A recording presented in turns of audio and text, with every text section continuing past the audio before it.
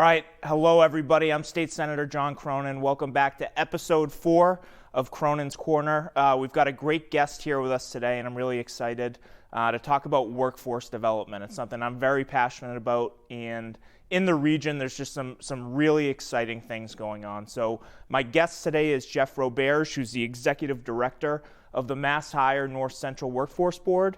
So Jeff, good to have you here today. Senator, thank you so much for having me on the show today. It's fantastic. Yeah, going to have a lot of fun. Can you tell me how you kind of got to this work and the position you are now in your professional background? Absolutely. So, my career is always centered around workforce development, always centered around helping people or connect the dots so people can build meaningful lives around employment.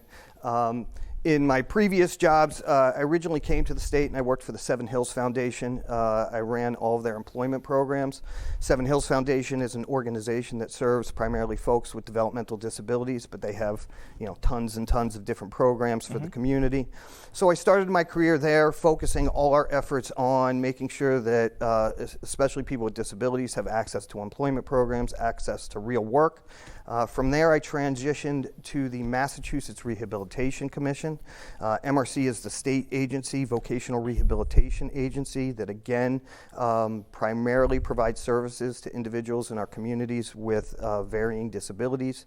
I started as the area director here at the Fitchburg office right over on Summer Street. Yep. And from there I transitioned to the West Regional Director. So there were 8 there. The way MRC is set up, they have different regions.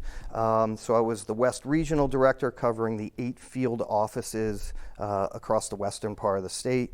And then most recently, about 3 years ago, there was a position open for the Executive Director job here in North Central. And now I find myself as the Executive Director at the MassHire North Central Workforce Board, located at 100 Erdman Way. And the facility itself also houses the Career Center. Gotcha. So, yep. So for people at home who aren't familiar with what MassHire is or what the North Central Workforce Board does, can you explain that a little bit? Sure. First and foremost, it's a mouthful. Trying to get all we need those an acronym or something. Getting all those words out. So I don't think NCWB rolls off the tongue any easier, though. Yeah. I know, exactly. So the Workforce Board itself, first and foremost, there's 16 workforce boards across the Commonwealth. Yeah. Each workforce board covers a certain part of the Commonwealth. So the North Central region, we cover the 26 towns in North Central Massachusetts. And the Workforce Board's primary responsibility is to align all of the workforce, both federal and state workforce training dollars that come into the region. We work very closely with the employers in our region, and we work very closely with our job seekers and our training providers like Mount Wachusett Community College, Monty Tech, Quinsigamond Community College, Fitchburg State. And the goal of the workforce system, first and foremost, we develop what we call a regional workforce plan. That goes into the governor's state plan. And we look at all of the labor market information, all of the skills training gaps, feedback from employers, and we develop a regional blueprint. That blueprint identifies what we call priority industries. So we know in this region that our priority industries are manufacturing-related occupations, healthcare-related occupations, and transportation and logistics occupations. Certainly, we pay very close attention to all of our labor market data for all of our employers in the region. But when we start talking about federal and state funding through workforce training grants that come into the region, we align that money with what are our critical needs here in the region. So that's in practice. We also oversee the operation of our local career centers.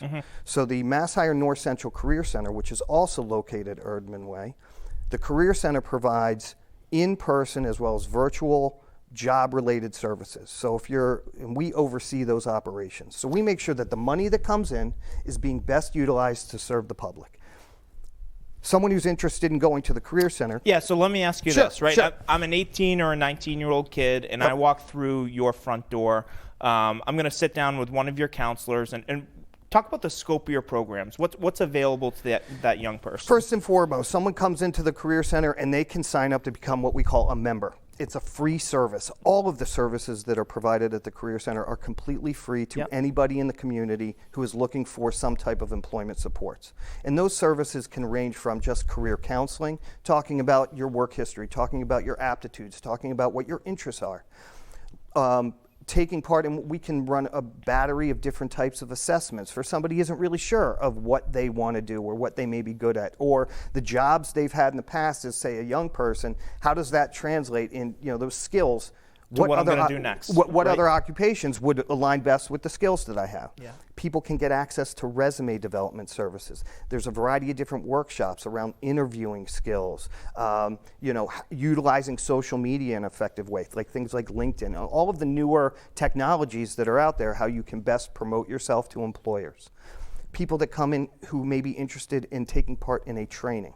So I want to come to the Career Center. I've had some work history. I'm really interested in advancing a career in manufacturing. Yeah. A career counselor can sit down and talk with you about those grant-funded programs that the board oversees, free training into a manufacturing career. And those are unbelievable careers, right? It's not your mom and pop's manufacturing floor. I mean, we've got a ton of people here in the region that make six figures on the floor, and with the advanced manufacturing industry that we have. And talking specifically about manufacturing, and you mentioned it exactly. So your mothers and fathers and grandfathers and grandmothers' manufacturing system is not what it is today. We really call it advanced manufacturing. Right. And most manufacturing is driven by technology.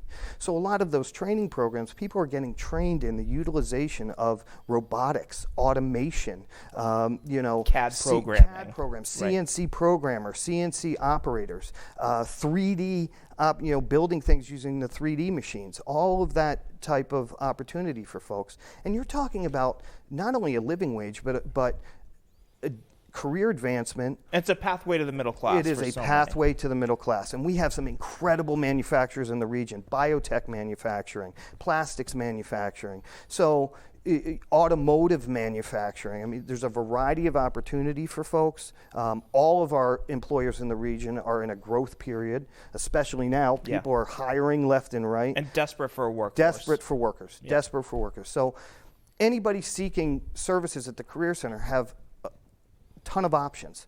It could be, I just want to advance myself in my current job and I need help, resume development, or just career counseling. Or I'm looking for a specific type of training. In most cases, that training is being grant funded through workforce training funds, all of that type of thing. So what about the other end of the pipeline, right? Right. What are the relationships you have with the employers in the region? And if you're an employer sitting at home watching, what should they be coming to you to use the Mass Hire Board for? So, our primary function and the board itself, so we have 32 members on our current workforce board. A majority of the folks are employers in the region. Employers come to the workforce board for a couple of reasons. One, to connect directly to job seekers, because we can do that through the Career Center, and we have access to the unemployment system, so we can identify folks who are currently unemployed, who have enrolled in Mass Hire, have identified specific skill sets or previous work history, and we can look through that information and target those folks for hiring into manufacturing. We also speak with manufacturers about skills gap. My company is growing. We've introduced this new technology, or we're thinking about purchasing this type of machinery that's going to change the way we do things. But we need people who know how to operate that And we need machinery. to grow that pipeline organically here Exactly. in the region. So Jeff, can you help us identify those folks? And this is the type of training we need. Jeff, can you speak to the Mount? Can you speak to Monty Tech? Can you speak to Fitchburg State? And can we get together to develop a specific training program for our career pipeline? So that's the work we do. So and I know two initiatives that I'm really passionate about, and I know we've had a number of conversations, and I'm advocating in the legislature for are one to sustain but expand innovation pathways. Can you talk about that model and how that started and what it looks like here in the region right now? So another component of what the board pays particular attention to is our next generation of workforce, right? So we have to be extremely aligned with our local high schools.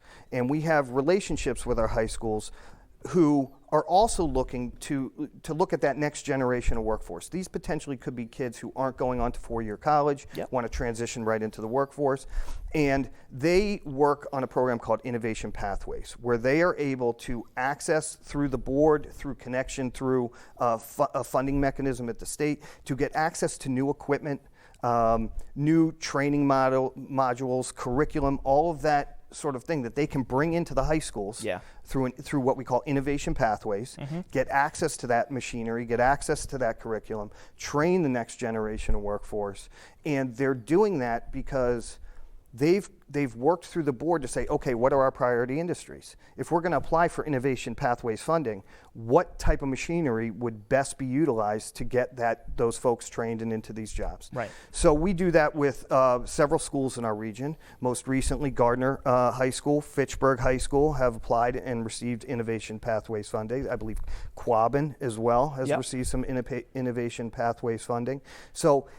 And it's not just about advanced manufacturing. No, either, not at all. I know one thing we were able to do in the Senate budget this year is get a $50,000 grant for Fitchburg High School to expand an environmental sciences program. And the water testing program, and right? It's going to be, the vision for that is a pipeline for students from Fitchburg to, go and work at part of the week at the water treatment plant. And there's so many opportunities. It's another, local place where we know there's an aging workforce. Exactly. We need to develop the pipeline.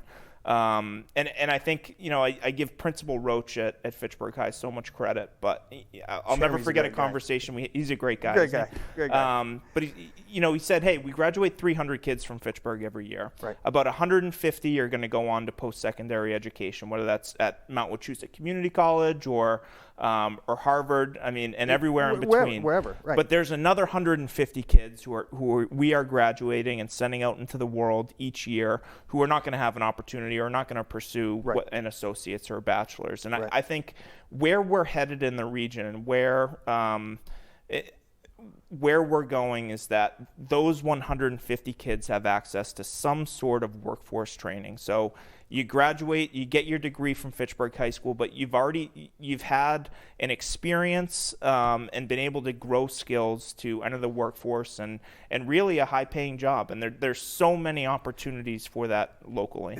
And you bring up a great point. So it's not just about manufacturing. Healthcare-related training occupations, life sciences, all of those things are there's huge opportunity in all of those areas. We call it work-based learning. Yeah. So, when we sit down and we speak with our high schools, we really stress the notion of providing these young folks with a work-based learning model on top of their regular school curriculum. So you're getting real-life exposure to jobs that are in your community. You're getting real-life hands-on training. You have teachers who are provided the information necessary, and they, sometimes during the summer, we fund pilot programs to send teachers out into externships into our employers to actually learn. They can bring that information back to the school and have a very clear understanding of what our industries need here in the region and provide that information to students. So that's one program, Innovation Pathways. And I'm really proud.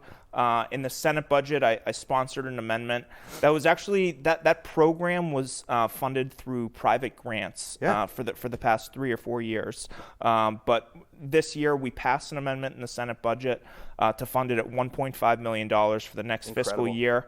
And we're really hoping that that predictability allows superintendents and principals to apply for these programs and to sustain the model. But with the additional funding that we secured in the Senate budget, I'm praying every night that it sticks in conference committee with the House and Senate. But we're going to have the ability to start 15 new programs across the state. And did you introduce it as its own line item? Exactly. Which is different than how it used to be, right? Exactly, right? Yeah. It was a patchwork of private and public funding, and we're hoping that this year's budget, it does have a general program, which is also in the next year's budget is going to allow us to come back and look at point to places like Fitchburg and Gardner and say, hey, we need to sustain and expand this model because it's working. Exactly. So Innovation Pathways is a really exciting area that there's great work going on. The second is the Career Technical Initiative. Can you talk about just what that is and what we hope that looks like in a couple of years? So correct me if I'm wrong, but I think it's about $6 million at this point that's going into CTI, right? Yes. So the Career Technical Initiative is really partnering with our Voc Tech schools here in the region to provide really a three three-session, I don't know the best word for it. Three-shift model. A three-shift right? model where people in the community can utilize the Voc Tech schools who have put forth a specific curriculum around, right now it's a lot focused on the trades. It's looking to be expanded. And these training, career technical initiative model really is you get access to training at one of our Voc Tech schools. In one of these, there's a morning shift, there's a middle of the day shift, and an evening shift. So it really offers more opportunity for folks who have different varying schedules to get access to these training programs. The model is designed so that once you are enrolled, you also are co-enrolled at the Career Center. So when you become a CTI provider at a Voc Tech school, your local career center is tied into that process. Yeah. So you are not only getting the training, high quality training at one of our Voc Tech schools, but then you are also immediately connected into the Mass Hire system. So as you are going through that training program, you have access to additional supports through a career counselor. The role of the Mass Hire component of CTI is to make sure that there is alignment with employers. So you come out of that training, and we've worked in partnership with the Voc Tech school, the career center, our employers, transition right into a job. So it's not, I'm getting this training, and then what? What do I do now? Right. Do I start looking for a job? What do I do? Seamless, I have to update my right? resume? Yeah. Seamless. Warm Mass handoff, Hire's as we taking care call of it. all that while Yeah. you're going through the training. You get out of that training, your resume's done. You may have needed some interviewing prep, those types of things. We know the employers that are hiring. Boom, right into one of our employers in the region. And I think it's so exciting because it really solves a problem that is here. And I mentioned it earlier, but we want every kid in this region who wants to access a skilled trade or work-based learning to be able to access it. Absolutely. And I think right now that's not the case, right? The capacity for those training programs just doesn't exist. Exactly. And for instance, we've got one of the best technical high schools in the country. And I'm so proud of Monty Tech. And if you go in and I've toured Assabet, I've toured Monty Tech, they have incredible equipment, incredible instructors. But to be able to use that instead of for 4 or 6 hours a day, and rather 12 or 14 hours a day is incredible. And they get 700 applicants every year for 350 seats. So unfortunately, just because of capacity issues, they don't have a seat for everybody. Right. This helps to expand that. Absolutely. Yeah. So you're going to get a second shift and access for kids who can't go to Monty Tech during the day. And then adult retraining at night, which is, I believe it's got the potential to be transformational for workforce development. Here's the beautiful thing about CTI. So in our region, we currently are operating that CTI model with Monty Tech, Neshoba Tech, and Minuteman Tech. Now, Neshoba Tech and Minuteman Tech aren't necessarily in the North Central region. Yeah. But any Voc Tech school kids from Lancaster go to Minuteman Tech. Exactly. Yeah. Exactly. Right. So that's why we help support that. Tell me how that works. I don't know. But yeah. I know. So, but the beautiful thing about the CTI component is that you can go to any of the programs across the Commonwealth. It's not you have to go because you live in Leominster, you have to go to Monty Tech. Yeah. This program expands those opportunities. If there's a particular program in a different region and you have the opportunity to go there, as long as the CTI programming is being provided, you potentially as a citizen can go wherever you want to go. There's additional opportunities, and because it's tied into the Mass Hire system, wherever you go, you're still going to get that same post-training, pre-employment supports through Mass Hire. So we talked a little bit about it before we went on air, but we're really in a time right now because of American Rescue Plan funds, the supplemental budget that the Commonwealth is going to take up this summer. We're really in a historic period for investment in workforce training programs. As we make these investments, where do we need to double down? What are the models that work? Where would you like to see? So Governor Baker yesterday, as we were discussing, announced $240 million in workforce development investment. How would you like to see that money spent? I think, COVID was unprecedented, right? Yeah. Unprecedented. And we now have an unemployment system that has been, for the last year and a half, overwhelmed with folks who unfortunately have had to utilize those services to receive unemployment funding, right? Many of those occupations that were severely hit by COVID are not rebounding like some of the others that we see. And we have a majority of folks who are in unemployment who potentially may not be able to go back into the occupation that they had prior to COVID. What I think we need to see a significant investment in workforce retraining. Yeah. We need to see a significant investment in additional what we call workforce training funds, which provide us that grant money to develop additional training programs with our local community colleges. Yeah. We need to certainly, and I love it that the governor put it in there for English as a second language. Funding to improve and expand upon the opportunity to provide citizens, in particular live in our region, who English is a second language, new Americans, all of the funding there, and certainly the opportunity to upskill what we call incumbent workers as well. So workers who are currently in the workforce but don't necessarily get the additional training to potentially build upon their career, offer some opportunity there for those folks as well. So, because when you work in a particular job, you get that upskilled training, you move into a management position. Not only does that benefit you as an individual, your family, your community, it opens the door for somebody who can come into the vacancy, so to speak, that you are now moving up into. So it creates a true career ladder.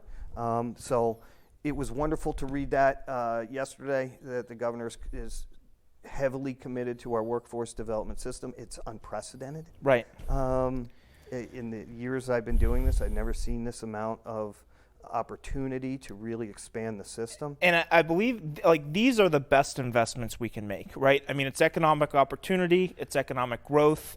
It's going to hopefully shrink our safety net programs, which we should all want to do, right? Sure.